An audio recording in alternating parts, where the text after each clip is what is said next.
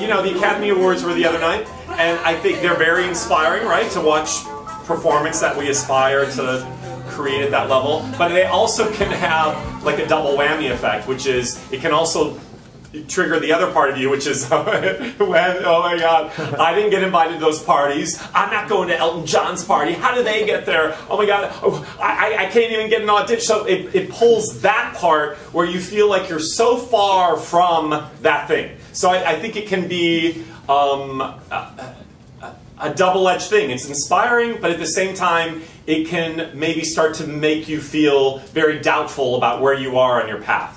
And the thing that I thought immediately, I don't know, I said this last night, it just came to me when I was talking to the auditors. I just said, here's the thing, you guys, you're actually, everybody in this room is really this close to being there. You're just a movie away.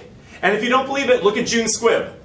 Nobody had ever really heard of June Squibb. I mean, she's been in the business forever and has done a lot. She's started in theater. And also Barkhad Abdi.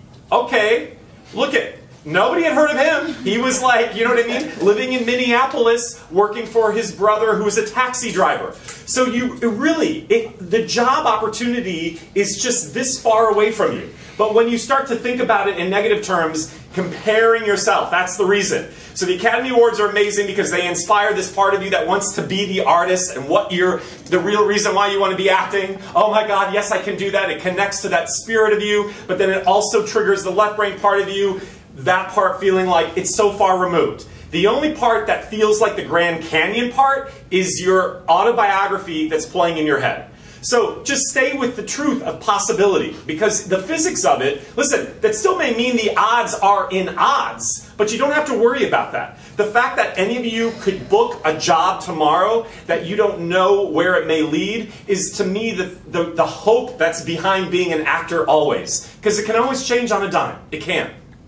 And then that leads me to the second thing, which is Lupita Nyong'o said, I was listening to her, she was giving a speech, she won so many awards, I don't remember which one, but she talked about the seduction of inadequacy. And I thought, well, I kind of lectured on something similar, I would call it the seduction of suffering. But this whole idea, the seduction of inadequacy, well, what does that mean? It is seductive to think that you're inadequate and that you don't measure up and that you're not good enough and you don't have the goods and you're not capable and you're not worthy of love or an agent or a manager or getting a job with Steven Spielberg. We can just go down the list. That's what this part does to you. And so I'm sure that's what she was referencing. And then Nicholas sent me this interesting quote that Tina Fey said.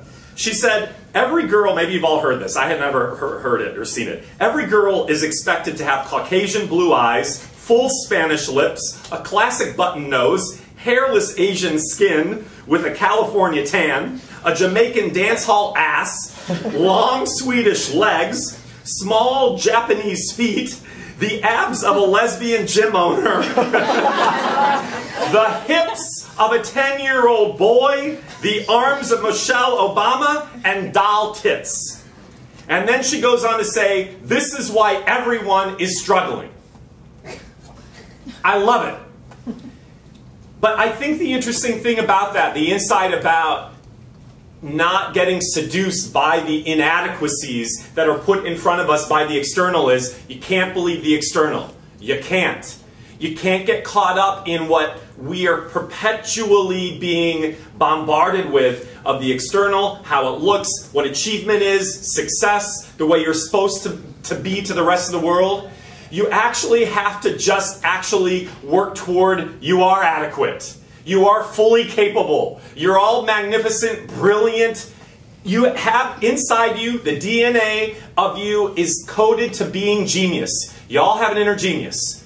So instead of being seduced by the things that this part of you tells, the left brain part tells you it's not going to happen, just keep monitoring. Even if it's, you know, I just coached this girl today who was going in for this, a pilot for this comedy, and she's supposed to be they were looking for like a model. That was the description. And the woman before me, even though she's not a model, she's really beautiful. She looks like a model to me. And she's like, I can't. She's like, I'm not. She's like, I just ran into Giselle Bundchen the other day. She's like, that's a model. And I was like, listen, Kelly, fake, is that how you say her name? You fake it until you make it then. So that's also the whole, the contrast of, instead of believing the part that's inadequate, even if you don't believe the parts of you that are adequate, then fake your way to get there. And science has proven, eventually, you'll fill in the blanks. You will. Okay, so that's all I have to say. That makes me, yeah, thank you. That makes me very excited. Oh, no applause. Go on. No, just kidding. Okay.